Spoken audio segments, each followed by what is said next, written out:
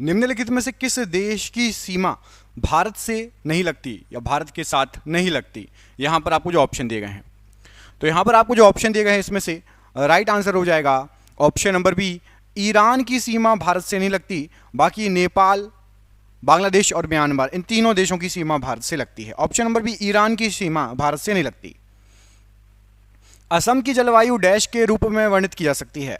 असम राज्य की जलवायु के बारे में बात हो रही है, तो असम राज्य की जो जलवायु है इसको हम वर्णित कर सकते हैं उष्णकटिबंधीय मानसून वर्षावन जलवायु। उष्णकटिबंधीय मानसून वर्षावन जलवायु, ऑप्शन नंबर यहां पर आपका सी बिल्कुल सही आंसर हो जाएगा इस प्रश्न के लिए।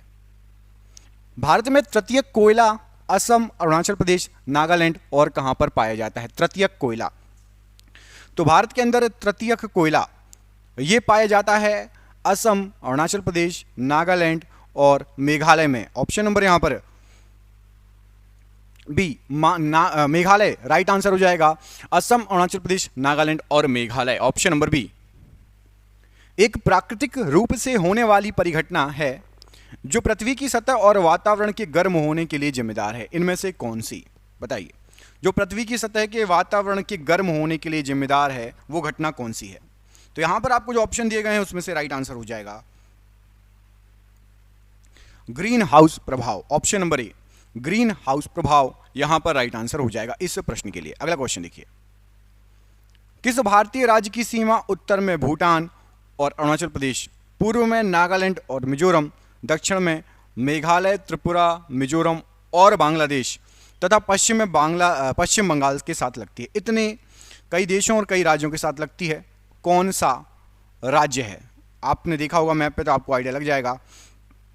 तो ऑप्शन नंबर सी, असम राज्य, ये उत्तर में भूटान से लगता है, अरुणाचल प्रदेश से टच है, नागालैंड, मिजोरम, मेघालय, त्रिपुरा, बांग्लादेश और पश्चिम बंगाल, इतने राज्यों और देशों से टच है असम राज्य। ऑप्शन नंबर सी यहां पर राइट आंसर हो जाएगा इस प्रश्न के लिए।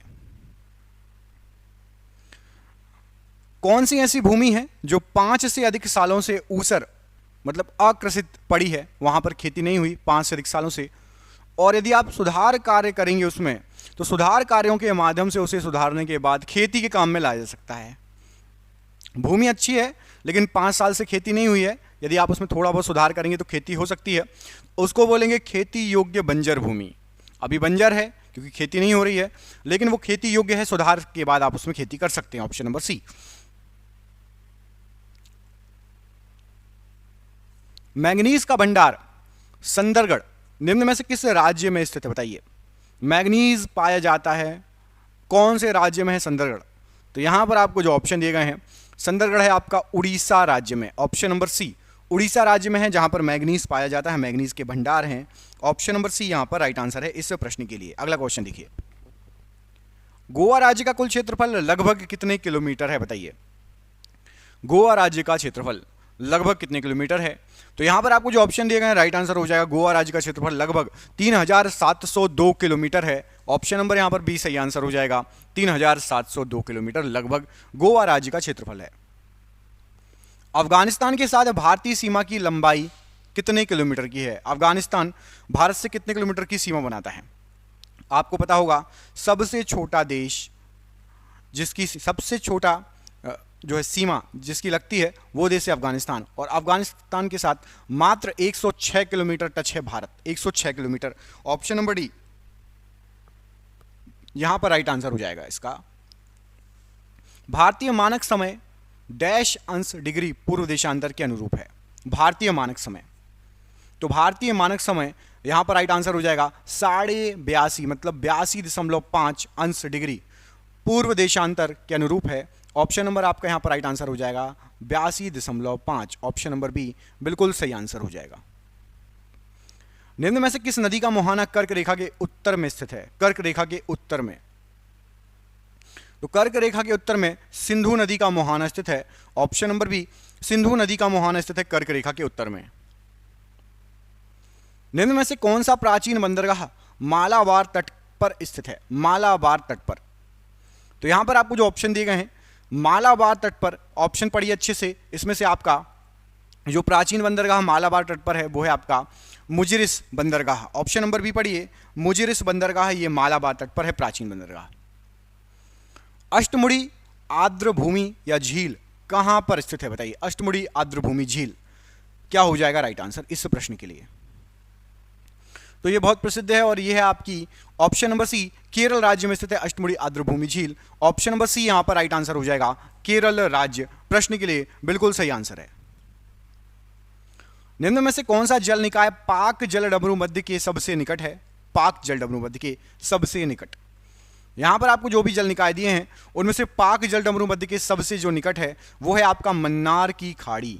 ऑप्शन नंबर सी, मन्नार की खाड़ी है पाक जल डमरू मध्य के सबसे पास पाया जाएगा। ऑप्शन नंबर सी, मन्नार की खाड़ी यहां पर राइट आंसर है।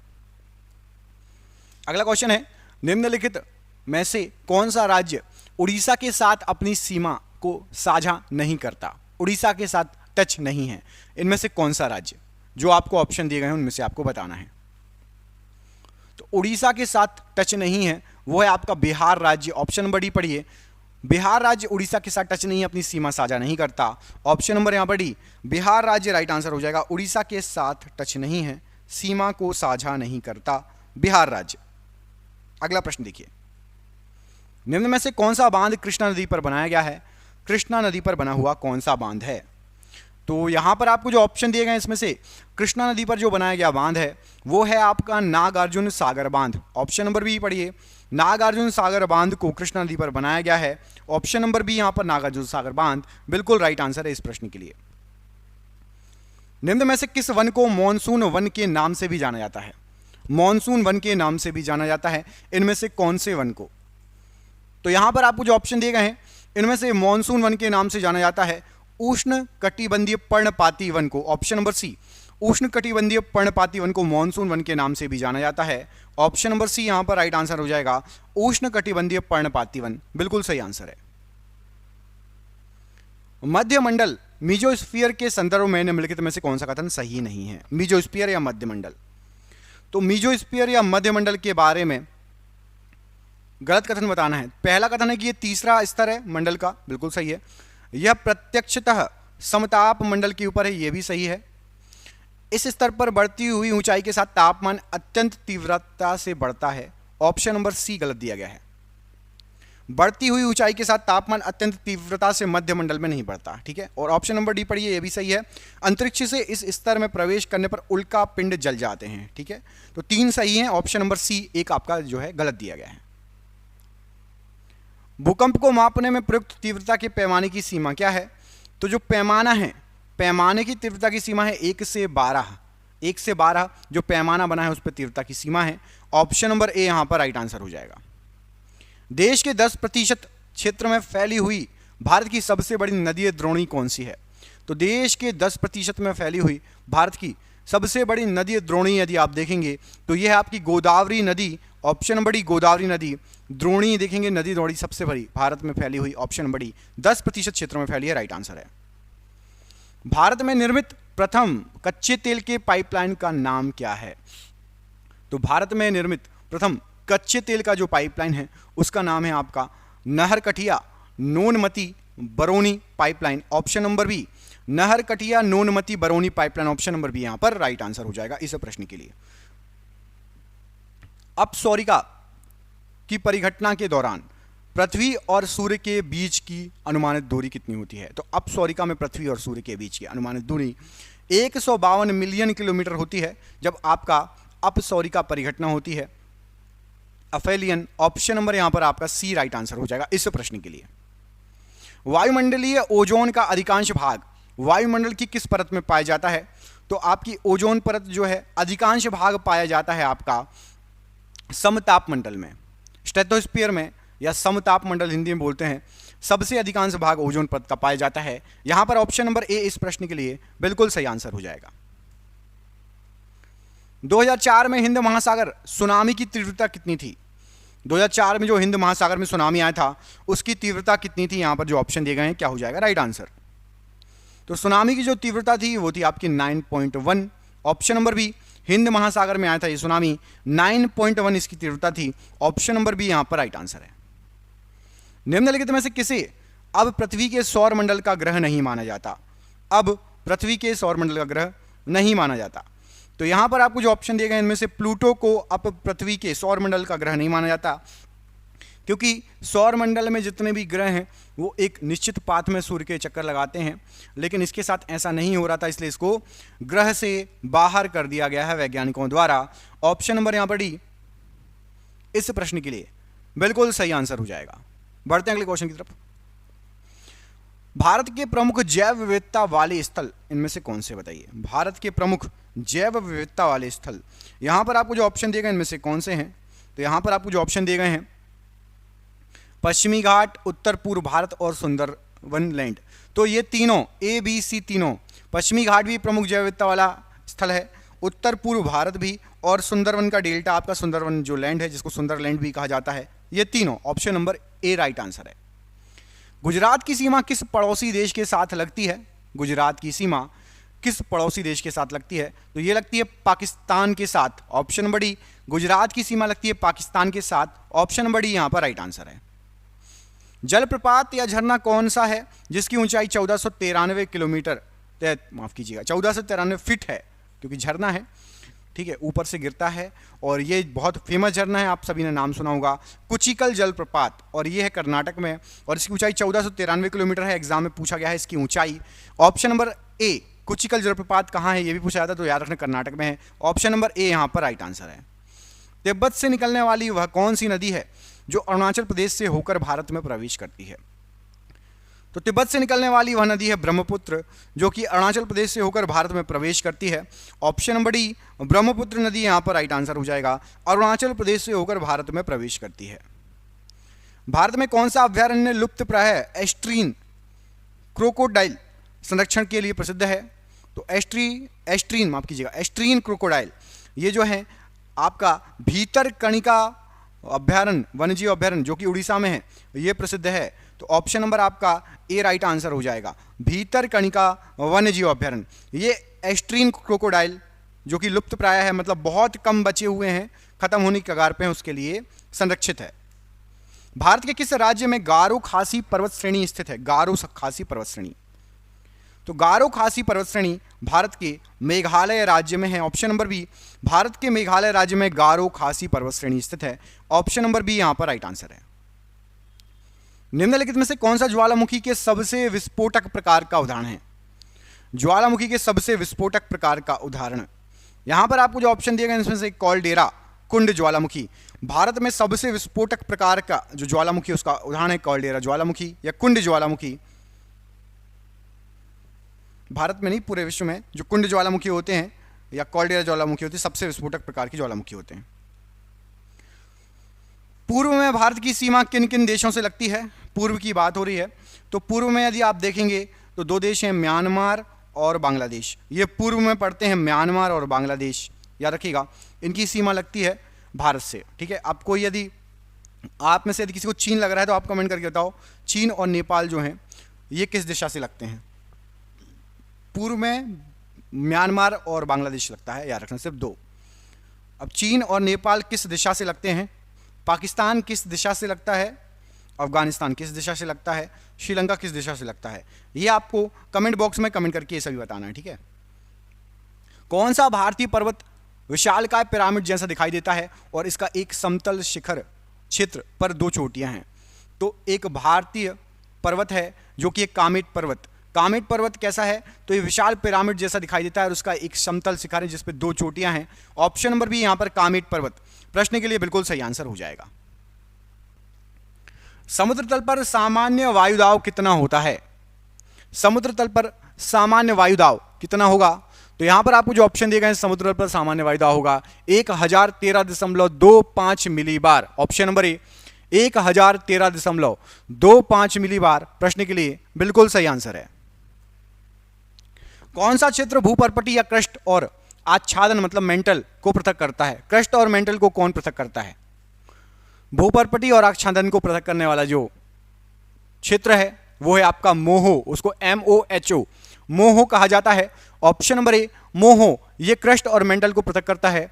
ऑप्शन नंबर ए यहां पर राइट आंसर है। बाइलाकुप्पे मठ या नामद्रोलिंग मठ भारत के किस राज्य में स्थित है? तो बाइलाकुप्पे मठ जो है या नामद्रोलिंग मठ ये कर्नाटक राज्य में है। ऑप्शन नंबर बी कर्नाटक राज्य यहां पर राइट आंसर है इस प्रश्न के लिए। लिपुलेख दर्रा भारत के किस राज्य में स्थित है? लिपुलेख दर्रा भारत के किस राज्य में स्थित है? तो लिपुलेख दर्रा उत्तराखंड राज्य में है। ऑप्शन नंबर डी उत्तराखंड राज्य में पड़ता है लिपुलेख दर्रा। ऑप्शन नंबर डी यहां पर राइट आंसर हो जाएगा उत्तराखंड राज्य। सालसेट द्वीप भारत के किस राज्य में स्थित है? सालसेट द्वीप, तो सालसेट द्वीप यहां पर आपको जो ऑप्शन दिए गए हैं राइट आंसर हो जाएगा, ये आपका स्थित है महाराष्ट्र राज्य में। ऑप्शन नंबर बी सालसेट द्वीप महाराष्ट्र राज्य में है। ऑप्शन नंबर बी यहां पर राइट आंसर है। तिब्बत में ब्रह्मपुत्र नदी को किस नाम से जाना जाता है?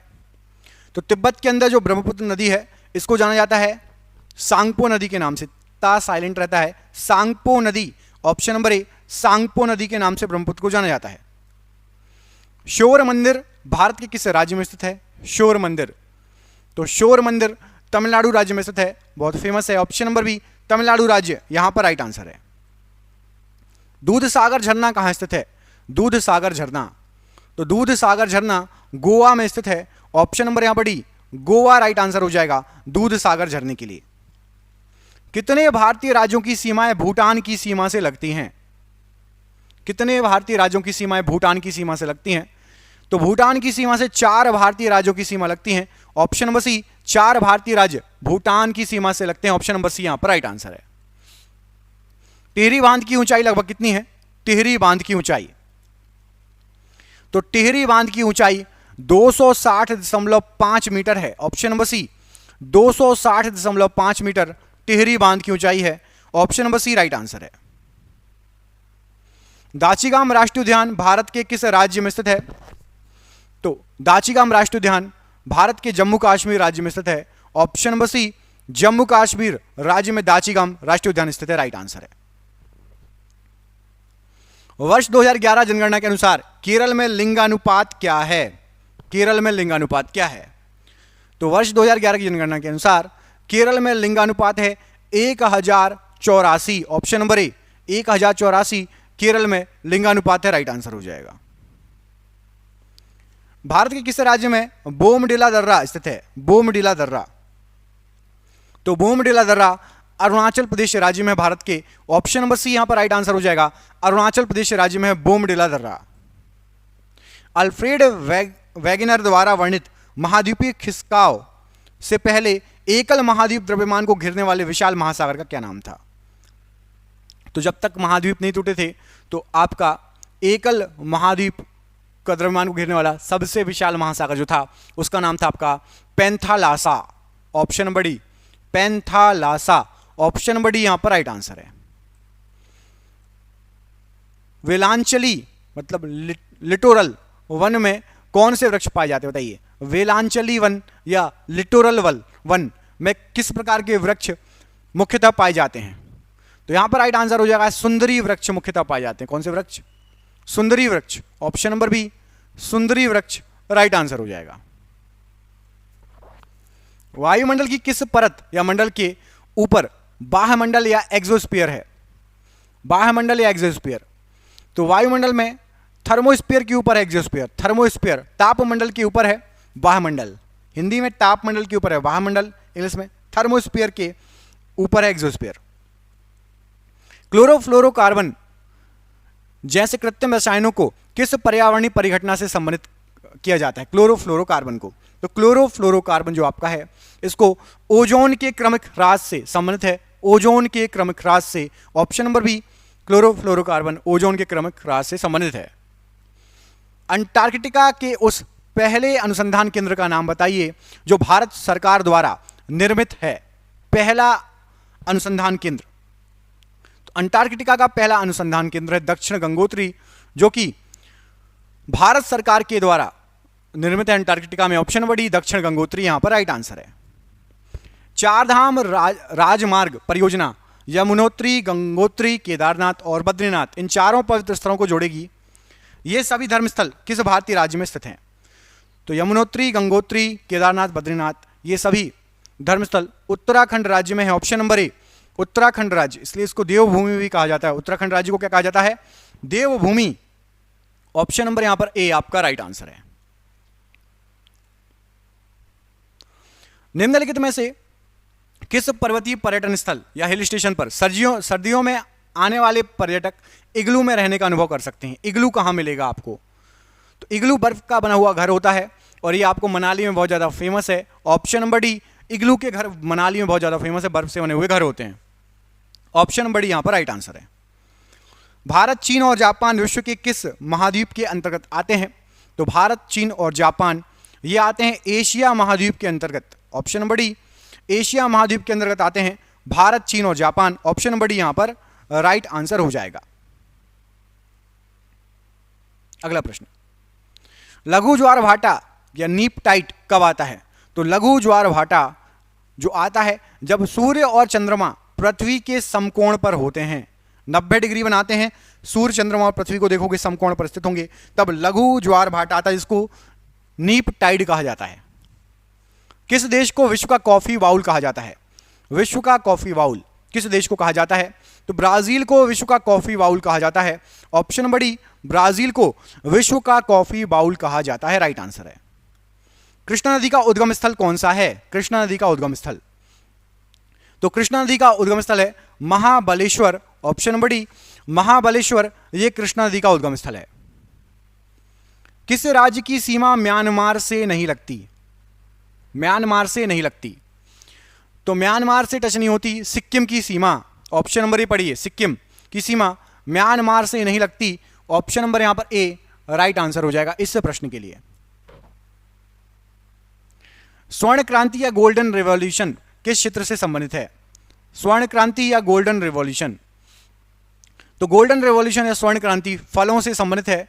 ऑप्शन नंबर बी, फलों से संबंधित है गोल्डन रिवॉल्यूशन, जिसको स्वर्ण क्रांति भी कहा जाता है। निम्नलिखित में से कौन सा पर्वत भारत में लद्दाख के सियाचिन क्षेत्र में के पास स्थित है? बताओ, लद्दाख के सियाचिन क्षेत्र के पास कौन सा पर्वत स्थित है?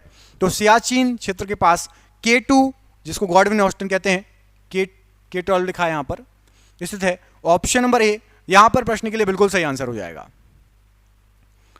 निम्नलिखित में से कौन सा दर्रा उत्तर में नीलगिरी और दक्षिण में अन्नामलाई पहाड़ियों के बीच स्थित है?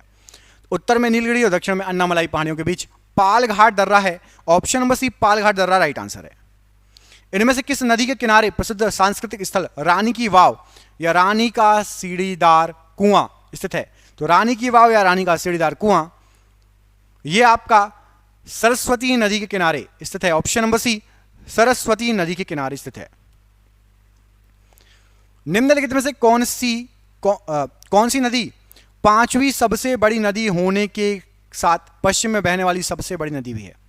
ऐसे पांचवी सबसे बड़ी नदी है और पश्चिम में बहने वाली सबसे बड़ी नदी, तो यहां पर राइट आंसर हो जाएगा नर्मदा नदी पश्चिम की ओर बहती है और भारत की पांचवी सबसे बड़ी नदी है। ऑप्शन नंबर सी, नर्मदा नदी यहां पर इस प्रश्न के लिए बिल्कुल सही आंसर हो जाएगा।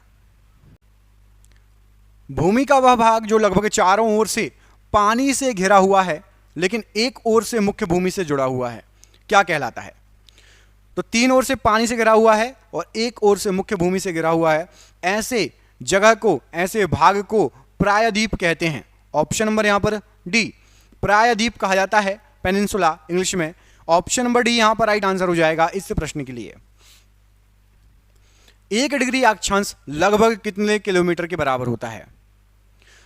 1 डिग्री अक्षांश लगभग 111 किलोमीटर के बराबर होता है। यदि आपने 111 किलोमीटर अक्षांश पर ट्रेवल कर लिया तो 1 डिग्री आप खसक जाएंगे मैप पर। अगला प्रश्न देखिए, निम्नलिखित में से किस भूपट्टिका या प्लेट की 2.5 सेंटीमीटर पर ईयर से कम गति की मंदतम दर है? तो यहां पर राइट आंसर हो जाएगा जो आर्कटिक रिज है। ये क्वेश्चन अभी एग्जाम में आया था, इसको याद कर लेना। आर्कटिक रिज, उत्तरी, हिंदी में बोलेंगे उत्तरीय ध्रुवीय पर्वत पृष्ठ, ये 2.5 सेंटीमीटर पर ईयर की कम गति की मंदतम दर से जो है दर है इसकी खसकने की। अगला क्वेश्चन है कि इनमें से कौन सा विश्व का सबसे बड़ा नदी द्वीप है? विश्व का सबसे बड़ा नदी द्वीप जो कि हमारे देश भारत में ही है, आप सभी को पता होगा। इस क्वेश्चन का आंसर एग्जाम में कई बार आ चुका है, याद रखिएगा। ऑप्शन नंबर डी, माजुली द्वीप विश्व का सबसे बड़ा नदी द्वीप है, माजुली द्वीप। ऑप्शन नंबर डी यहां पर राइट आंसर है इस प्रश्न के लिए। शरावती नदी से निम्नलिखित में से कौन सा झरना निकलता है? शरावती नदी से कौन सा झरना निकलता है? यहां पर आपको जो ऑप्शन दिए गए हैं उनमें से आपको बताना है। तो जेर सप्पा या जिसको गरसोप्पा झरना भी बोलते हैं, ऑप्शन नंबर सी जेर सप्पा, इसको गरसोप्पा झरना भी बोलते हैं। ऑप्शन नंबर सी ये शरावती नदी से निकलने वाला झरना है। Option number C right answer है। लैटेराइट मिट्टी में प्रचुर मात्रा में क्या पाया जाता है? लैटेराइट मिट्टी में प्रचुर मात्रा में इनमें से क्या पाया जाता है? तो लैटेराइट जो मिट्टी होती है उसमें प्रचुर मात्रा में आपका पाया जाएगा iron oxide. Option number D पढ़िए, आयरन ऑक्साइड ये लैटेराइट मिट्टी में प्रचुर मात्रा में पाया जाता है। ऑप्शन नंबर डी यहां पर राइट आंसर है इस प्रश्न के लिए। कुमाऊं हिमालय निम्नलिखित में से किन दो नदियों के बीच स्थित है? कुमाऊं हिमालय किन दो नदियों के बीच में स्थित है? तो वेरी आईएमपी, बहुत इंपॉर्टेंट ये क्वेश्चन है, याद रखिएगा। कुमाऊं हिमालय सतलज नदी और काली नदी के बीच स्थित है। सतलुज नदी और काली नदी के बीच स्थित है कुमाऊं हिमालय। ऑप्शन नंबर यहां पर ए आपका राइट आंसर हो जाएगा। सतलज और काली के बीच स्थित है कुमाऊं हिमालय। भूकंप तरंगों को किस उपकरण या यंत्र द्वारा रिकॉर्ड किया जाता है और उसे क्या कहते हैं? तो भूकंप तरंगों को रिकॉर्ड किया जाता है सीस्मोग्राफ के द्वारा। हिंदी में बोलते हैं भूकंप सूचक यंत्र, इंग्लिश में सीस्मोग्राफ। ऑप्शन नंबर ए यहां पर राइट आंसर हो जाएगा, सीस्मोग्राफ। अगला प्रश्न देखिए,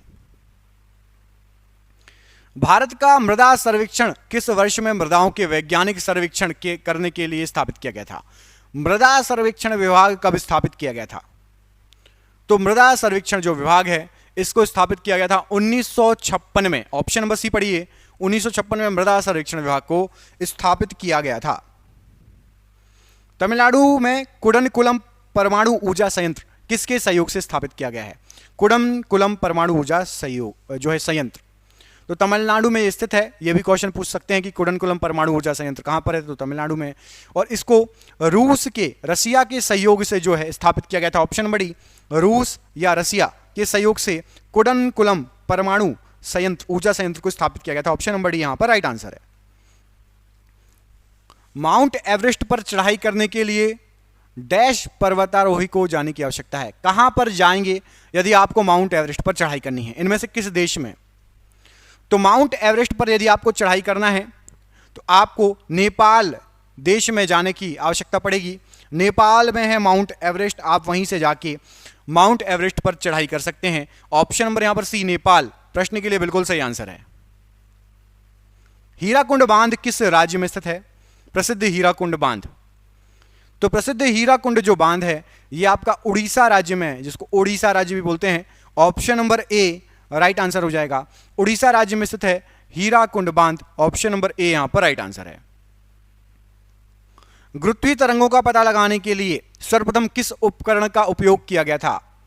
गुरुत्वीय तरंगों का पता लगाने के लिए, तो गुरुत्वीय तरंगों का पता लगाने के लिए सबसे पहले लेगो का यूज किया गया था, लेगोमीटर। ऑप्शन नंबर सी, लेगोमीटर का यूज किया गया था। ऑप्शन नंबर सी यहां पर राइट आंसर हो जाएगा इस प्रश्न के लिए। भारत के नौगम्य अंतर्देशीय जलमार्ग की अनुमानित लंबाई कितनी है? भारत के नौगम्य अंतर्देशीय जलमार्ग की अनुमानित लंबाई, तो यहां पर राइट आंसर हो जाएगा आपका 14,500 kilometre. Option number D, 14,500 kilometre right answer है। अगला प्रश्न देखिए, निजाम सागर बांध निम्नलिखित में से किस राज्य में स्थित है? निजाम सागर बांध निम्नलिखित में से किस राज्य में स्थित है? तो निजाम सागर बांध आपका तेलंगाना राज्य में स्थित है। ऑप्शन नंबर डी, तेलंगाना राज्य में है निजाम सागर बांध स्थित। Right answer option number D. दिसंबर 2019 में किस पूर्व भारतीय प्रधानमंत्री के नाम पर रोहतांग सुरंग का नाम रखा गया? रोहतांग सुरंग का नाम अब क्या पड़ गया है? किस पूर्व भारतीय प्रधानमंत्री के नाम पर रखा गया है? तो रोहतांग टनल या रोहतांग सुरंग को अब अटल टनल कहा जाता है। क्या कहा जाता है? अटल टनल, मतलब अटल बिहारी वाजपेयी जी के नाम पर रोहतांग सुरंग का नाम रखा गया है अटल टनल। ऑप्शन नंबर ए यहां पर राइट आंसर हो जाएगा, अटल टनल।